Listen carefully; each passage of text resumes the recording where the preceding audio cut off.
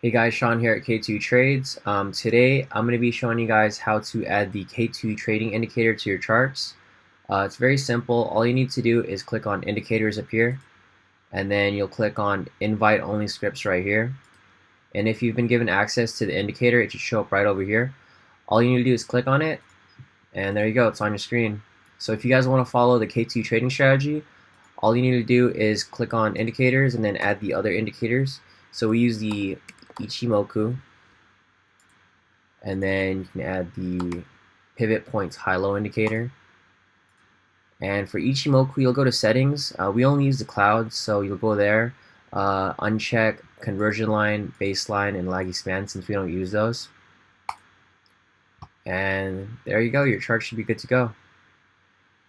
So I hope this helps, guys. If you haven't already, please like, comment, and share this video. And don't forget to subscribe so you can be notified when we post our next video. Until next time, guys.